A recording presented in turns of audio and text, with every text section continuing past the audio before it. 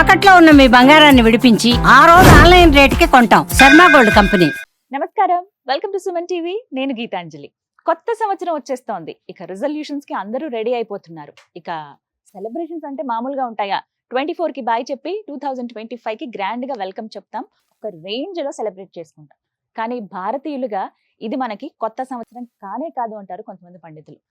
ఉగాది అని చెప్తారు. కానీ ఇప్పుడు డేట్ మారుతోంది, క్యాలెండర్ మారుస్తాము. మరి ఇప్పుడు ఎందుకు మనం రిజల్యూషన్స్ తీసుకోకూడదు, కొత్త సంవత్సరంగా ఎందుకు భావించకూడదు అని అంటే కొన్ని రీజన్స్ ఉన్నాయంటున్నారు.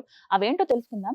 ఎవరైతే బాగా సెలబ్రేట్ చేసుకుంటారో యంగ్ జనరేషన్ వాళ్ళని కొంతమందిని ఆహ్వానించాం, అమ్మాయిల్ని అబ్బాయిల్ని. అలాగే మనకున్నటువంటి డౌట్స్ ని కూడా క్లియర్ చేయడానికి ప్రస్తుతం మనతో పాటు ఉన్నారు ప్రముఖ ఆధ్యాత్మికవేత్త ప్రవీణ్ కుమార్ శర్మ గురువు గారు. వారితో మాట్లాడదాం. గురుగారు నమస్కారం అండి. నమస్కారం. అందరికీ నమస్కారం అండి. Welcome to Suman TV. గురుగారు మీకు కూడా స్వాగతం అండి. వెరీ స్పెషల్ ప్రోగ్రామ్ ఇది. ఎందుకంటే సాధారణంగా పండగల విషయంలోనూ లేకపోతే ఏమైనా ధర్మ సందేహాల విషయంలో ఇలా ఒక కార్యక్రమాన్ని ఏర్పాటు చేస్తాము. థ్యాంక్ యూ సో మచ్ మా ఆహ్వానం మన్నించి వచ్చినందుకు. న్యూ ఇయర్ మాకేంటంటే ఒక సంవత్సరం అయిపోయి ఇంకొక ఇయర్ వస్తుందంటే ఒక సెలబ్రేషన్ టైమ్గా భావిస్తాం. నెక్స్ట్ ఇంకా ఇదే మనకి ఒక కొత్త సంవత్సరం, రెజల్యూషన్స్ తీసేసుకోవాలి, ఒక దృఢ సంకల్పంతో మేము ఉండాలి, అచీవ్ చేయాలి, మా గోల్స్ అన్ని డ్రీమ్స్ అన్ని ఇలా పెట్టుకోవాలని చెప్పి ఒక పెద్ద ప్లానింగే వేసుకుంటాం. కానీ సందర్భంలో మీరు మాట్లాడుతున్నప్పుడు అసలు ఇప్పుడు ఎందుకు సెలబ్రేట్ చేసుకుంటారు, ఇది కాదు కదా మన సంవత్సరాది అని అంటారు. తెలుసు అందరికీ ఉగాది అని, కానీ ఎందుకో అలవాటు పడిపోయాం చాలా మంది.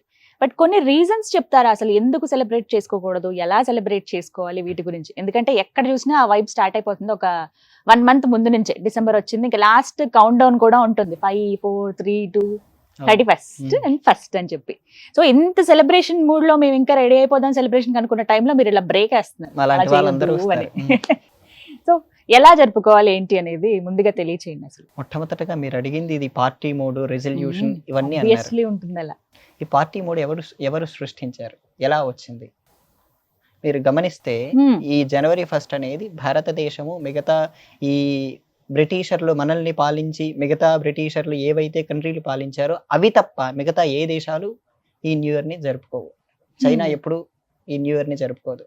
నేను విన్నాను, చైనా జరుపుకోదు, నేపాల్ జరుపుకోదు, శ్రీలంక జరుపుకోదు, ఇజ్రాయిల్ జరుపుకోదు, ఇంకా ఈ ఇస్లామిక్ కంట్రీస్ ఏవి ఈ న్యూ ఇయర్ ని జరుపుకోవు. కారణం వాళ్ళని అడిగారా? వాళ్ళు ఈ విషయాన్ని మనకంటే ఎక్కువగా ఎకనామిక్ గా ఉన్నటువంటి చైనా కూడా ఎప్పుడు జరుపుకోదు. కారణం వాళ్ళని అడిగితే ఏంటంటే ఈ విషయాన్ని మీరు అన్నారు, మేము పార్టీలో ఉంటామని, మూడని, ఈ విషయాలన్నీ మీరు అన్నారు. దీన్ని సాంస్కృతిక బానిసత్వం అంటారండి. సాంస్కృతిక బానిసత్వం అనే పదం ఎప్పుడైనా విన్నాను నేను. అంటే ప్రతిదీ మనల్ని పాలించినటువంటి బ్రిటిషర్లు మనకి ఏదైతే అలవాటు చేశారో దాన్ని ఇంకా వదిలించుకోలేకపోతున్నాం. అదే బానిసత్వం, అదే ఆలోచన విధానంలోకే వెళ్ళిపోయాం తల్లి. ఆ ఆలోచన విధానంలో మనం ఎలాగైతే 1947 ఆగస్ట్ 15 స్వాతంత్రాన్ని ఎలా తెచ్చుకున్నామో ఇటువంటి విషయాల్లో కూడా వదిలించుకోవాలనేటువంటి ఉద్దేశంలోనే ఇటువంటి ప్రోగ్రాములు జరగాలి తల్లి. జరగాలి. బట్ ఇప్పుడు కామన్ గా ఏంటంటే యంగ్ జనరేషన్ లో ఎక్కువ ఉత్సాహం ఉంటుంది. సో వారిని ఇక్కడ మీ ముందు కూర్చోబెట్టానండి నేను. తల్లి ఇక్కడ అందరికి వెల్కమ్ చెప్తూ ఉన్నాను. సో ఇటు అమ్మాయిలు ఉన్నారు, అబ్బాయిలు ఉన్నారు. వీళ్ళందరూ కూడా ఒకటే మాట, మేమందరం న్యూ ఇయర్ చాలా బాగా సెలబ్రేట్ చేసుకుంటాము, మాకు ఇన్ని ప్లాన్స్ ఉన్నాయి ఇలా అన్న వాళ్ళని నేను హోల్డ్ చేసి, లేదు అసలు ఇలా జరుపుకోకూడదు, మీకు ఒక కొత్త రకంగా ఎలా జరుపుకోవాలి న్యూ ఇయర్ అని చెప్పి చెప్తానని వీళ్ళని ఆహ్వానించాను. సో వాళ్ళ నుంచి చాలా డౌట్స్ ఉన్నాయండి ముందుగా. సో ఒక్కొక్కరు ప్రశ్న రూపంలో వాళ్ళు అడుగుతుంటారు, మీరు క్లారిఫై చేస్తారని కోరుకుంటున్నాను. ఓకే, ప్రారంభిద్దాము. ముందుగా నమస్కారం, నా పేరు గణేష్, సత్యసాయి జిల్లా నుంచి వచ్చాను. నా ప్రశ్న ఏంటంటే, జనవరి 1st ఇది చాలా ఇష్టమైన ఫెస్టివల్. చాలా మంది బాగా సెలబ్రేషన్ చేసుకోవాలి, ప్యాకర్స్తో కానీ ఫ్రెండ్స్తో కలిసి దావత్ కానీ ఇలా చేసుకోవాలనుకుంటారు. మీరేమో దాన్ని జరుపుకోవద్దు అనుకుంటున్నారు. ఎందుకు జరుపుకోవద్దు? మొట్టమొదటి రోజే మీరేమన్నారు, జనవరి 1st అని, అదే న్యూ ఇయర్ అని అన్నారు. ఈ న్యూ ఇయర్ అన్నప్పుడు మన డే ఎలా స్టార్ట్ అవ్వాలి? కొత్తగా స్టార్ట్ అవ్వాలి. మరి మీరు ఎలా చేస్తున్నారు? క్రమశిక్షణారాహిత్యంగా సమాజాన్ని నడిపిస్తున్నారు.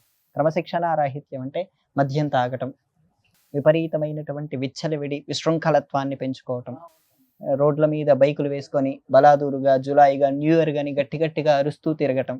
ఇది నిజంగా పార్టీ అయినా? మీరు చెప్తారు ఎవరైనా ఇది నిజంగా పార్టీ అని? నిజంగా పార్టీ అనేది మీ ఇంట్లో మీరు చేసుకోగలిగితే ఎవరికి ఎటువంటి ఇబ్బంది లేదండి, ఎవరు మాట్లాడరు కూడా.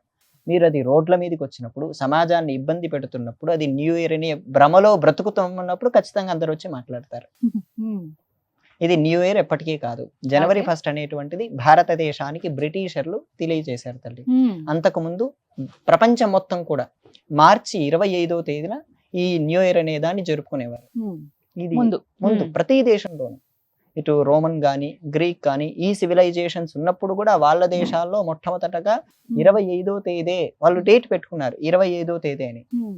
మనం ఆ 25వ తేదీ ఆ ప్రాంతాల్లో ఏమొస్తుందని మన పంచాంగం పరంగా పరిశీలన చేస్తే మ్మ్. ఆ 20 నుంచి ఈ 30 మధ్యలో మనకు ఉగాది వస్తుంది తల్లి. మ్మ్. అవును, దాన్ని వాళ్ళు మార్చండి. ఆధారం చేసుకొని వాళ్ళు అక్కడ ఆ డేట్ పరంగా అంటే fix ముందు అయిపోయారు. ప్రపంచ వ్యాప్తంగా అందరూ మార్చి 25నే చేసుకునేవారు. చేసుకునేవారు. ఆహా. దీన్ని జూలియస్ క్యాలెండర్ అని ఒకటి ఉండేది Hmm. తల్లి. ఆ జూలియస్ క్యాలెండర్ తర్వాత దాంట్లో కూడా వాళ్ళు మార్చి 25 నుంచే వాళ్ళు మొదటి పెట్టడం అంటే మొదటి రోజు అనేటువంటి విధానం స్టార్ట్ చేశారు. ఓకే. తర్వాత గ్రెగోరియన్ క్యాలెండర్ అని Ah. ఒకటి వచ్చింది. ఇప్పుడు మనం అందరం వాడేది Gregorian calendar. Hmm. Pope Gregorian అనే ఆయన ప్రారంభించారు. మ్మ్. ఆయన దాన్ని జనవరి 1 కి మార్చారు. మ్మ్. అక్కడ దానికి నుంచి కారణాలు ఏమైనా ఉన్నాయా? చాలా ఉన్నాయి. మ్మ్. వాళ్ళు కారణాలు చూపిస్తే ఇంకా కొన్ని చెప్పలేని విధంగా ఉన్నాయండి. మ్మ్. 1952 అయితే మ్మ్. ఆ 2 సంవత్సరాలు ద ఇయర్ ఆఫ్ కన్ఫ్యూజన్ అని పిలుస్తారు తల్లి. మ్మ్. ఇప్పుడు సెప్టెంబర్ 4వ తేదీ తర్వాత ఏమొస్తుందమ్మా? 5వ తేదీ. కానీ సెప్టెంబర్ 14 వచ్చింది తల్లి. మ్మ్. పద- ఆ రోజు 11 miss అయ్యాయి రోజులు అంటారు మిస్ కదా? అయిపోయాయి.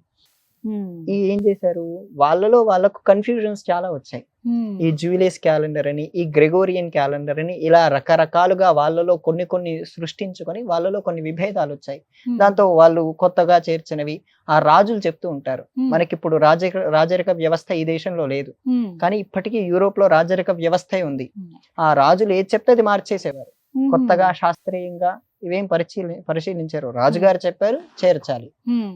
అనే కోణంలోనే వెళ్ళి మొత్తం శాస్త్రీయతనే దెబ్బతీశారు. మ్మ్. అందుకే చాలా మంది అప్పుడు చాంద్రమానం, ఇప్పుడు భారతదేశంలో 4 రకాల కాలాలు వాడతారు తల్లి. అవును. ఇక్కడ ఈ మనం హైదరాబాద్ లో ఉన్న ప్రాంతంలో చాంద్రమానం వాడతాం. అవును. తమిళనాడు ఆ ప్రాంతానికి వెళ్తే సూర్యుని సూర్యమానం. ఆధారం చేసుకుని ఆస్ట్రానామికల్ గా వాళ్ళు చూస్తారు. మ్మ్. వాళ్ళు సూర్యమానం అని వాడతారు. వింధ్య పర్వతాలకు అటువైపుగా బారహస్పత్యమానం అంటారు. మ్మ్. ఇలా 3 రకాల కాలమానాల్ని భారతదేశంలో చూస్తారు. మ్మ్. ఈ చాంద్రమానం అనుసరించియే మనకి ఇప్పుడు ఉగాదని శ్రీరామనవమి ఈ పండుగలన్నీ ఇవన్నీ ప్రతిదీ ఈ చాంద్రమానాన్ని అనుసరించే వస్తాయి. మ్మ్. ఈ చాంద్రమానానికి సంబంధించినటువంటి పంచాంగాన్ని ఆధారం చేసుకుని వాళ్ళు వాళ్ళ కాలానికి తగ్గట్టుగా ఏర్పాటు చేసుకునేవారు తల్లి. మ్మ్. ఈ జనవరి 1 అనేటువంటిది మనకు భారతదేశానికి బ్రిటిషర్లు తెచ్చారు. మ్మ్. వాళ్ళది రోమ్ నుంచి అడాప్ట్ చేసుకున్నారు. Hmm. వాళ్ళది కూడా సొంతంగా కాదు. మ్మ్. ఉదాహరణకు మీ బర్త్డే ఎప్పుడమ్మా? డేట్ చెప్పండి ఏదో ఒకటి. నిజం చెప్పండి. పర్లేదు. నిజమే చెప్తానండి. చెప్పండి. మే 17. మే 17. ఆ. నిజంగా మీరు మే 17 పుట్టారా? ఆ, ఎందుకో చెప్పంటే పుట్టలేదని నేను చెప్తాను. పుట్టలేదని నేను చెప్తాను తల్లి. అవునా? మీరు ఎలా మే 17 చెప్పగలుగుతారు నేను అలా? పుట్టలేదని చెప్తాను. ఎలా? ఉదాహరణకు మనకు మ్మ్. పౌర్ణమి అంటారు, దాన్ని మ్మ్. ఫుల్ మూన్ డే అంటారు. అవును. అది ఖచ్చితంగా పంచాంగంలో గానీ డేట్ లో గానీ మీరు చూస్తే పౌర్ణమి ఒక 100 సంవత్సరాల తర్వాత 100 సంవత్సరాలు వెనక్కి వెళ్ళినా పౌర్ణమి పంచాంగంలో ఉంటే ఆ రోజు ఖచ్చితంగా మనకు గ్రహంలో పౌర్ణమి కనపడుతుంది మ్మ్.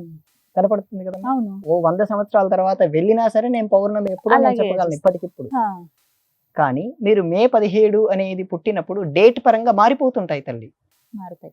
అందుకే నాకు కొంతమంది తిథి ప్రకారంగా బర్త్డే జరుపుకుంటూ ఉంటారు. అదే తల్లి, మ్మ్. తిథి పరంగా ఎప్పుడైతే మీరు బర్త్డేలు జరుపుకుంటారో అవే యాక్యురేట్ తల్లి.